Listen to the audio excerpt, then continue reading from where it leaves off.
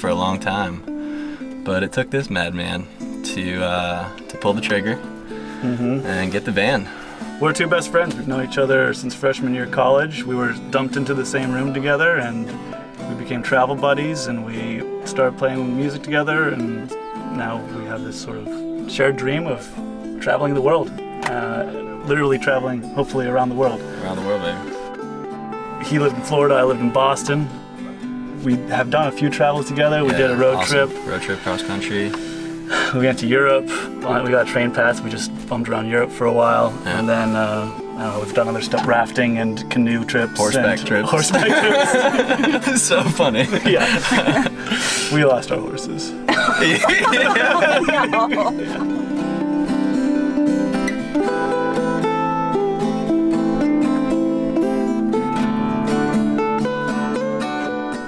I was a lawyer for a few years, and I was making ends meet, and you know, you're doing okay, you're participating in society the way you're supposed to, but there was a void, you know, a calling, a searching, and travel is one of the very unique things in this life that I think offers us that. It's just this incredible immersive experience which changes us. It shows the world in a different perspective, and therefore shows ourselves on a different perspective.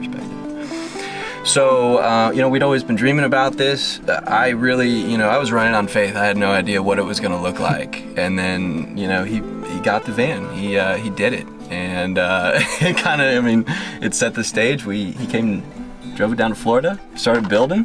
It was an incredible project. Really, we spent, like a week, 2 weeks just designing and making sure that we were on the same page and budgeting a little bit. Even making sure that we were on the same schedule of how long we wanted to travel and everything. We built the whole van together over the course of a month and a half. Yeah, so we got it all tucked in, got our shelves, built out our little kitchen. You know, we got running water and electricity. And do you guys have a toilet in here? Nope. No toilet? Nope. Okay. The woods when we're in the woods, and the cities when we're in the cities. The world is our toilet. In total, it was close to $3,000. Just for the conversion. We wanted to make it homey and comfortable. Some of the things you don't expect will cost, like the batteries were the most expensive. We have music equipment that we want to plug in and play wherever, and some cameras and all sorts of things. So we bought some expensive batteries. Welcome aboard. So weird. This is our kitchen. Handmade, hand-built, handcrafted. Got a couple leisure batteries down there, 1500 watt inverter. This is a Berkey water system, water filter. So we just filled up at a waterfall today, and it was perfect. And this is our foot pump that just pumps it right out. And our detergent. A little conventional oven, convection oven. Our Bear Grylls cooler. Ice lasts like 4 days usually. And just a little bit of storage up here before we move into the office and lounge area and bedroom. A little bit of storage here, as you can see, but the main storage is down here. This is just bungeed here. This is a bed, but we also converted to our full bed. And a Tempur-Pedic bed. Nice Tempur-Pedic, yep. So plenty of storage. So when we built these, we pretty much had in mind, we pretty much knew what possessions we would be taking. So pretty much each side is the same. This is kind of music side, so Boulder has his piano, and I just got the amp here, and also some camping gear, so the tent, hammock gear. And then the other side's pretty much just clothes and a little bit of artist stuff, random stuff. A lot of nets have been very useful to us if we're like, we can sort of unpack our lives a little bit when we're stopped.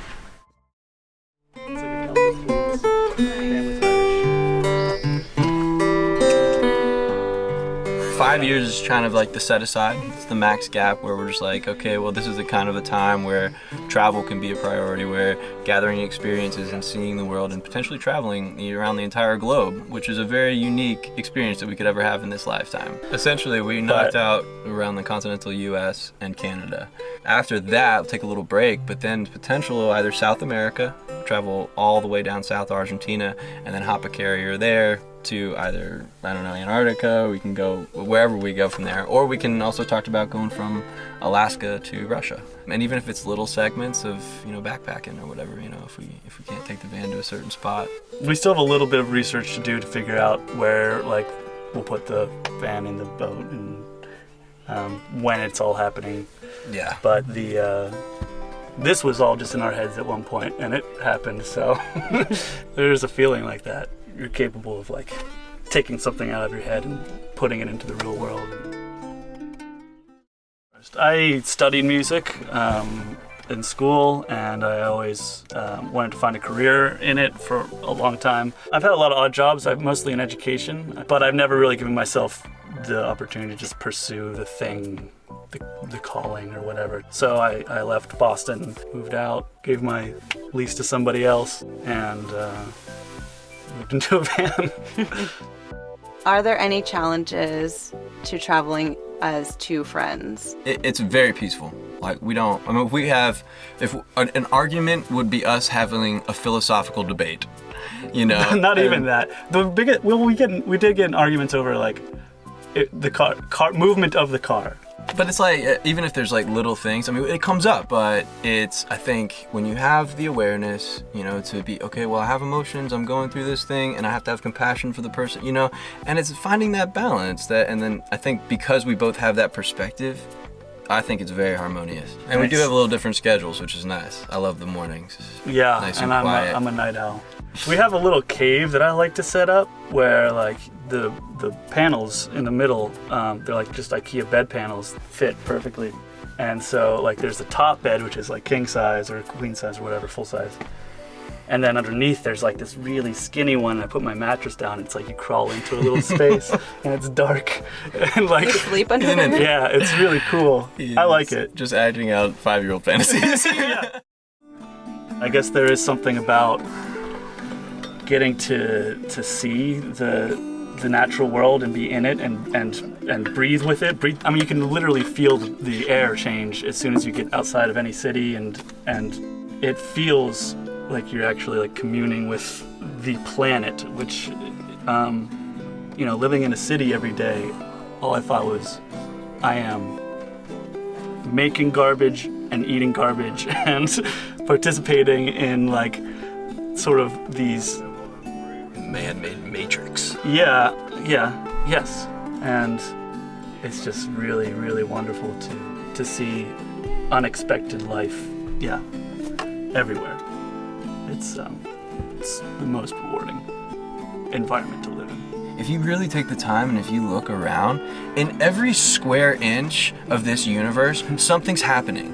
There's life, there's bountiful, there's beauty, there's music, there's dance, there's something amazing to find and to look at. And when you're traveling, you get that nonstop. You don't have to fall in the rut of a routine. That's it. It's like, I have no idea what's gonna happen, but I know it's gonna be beautiful.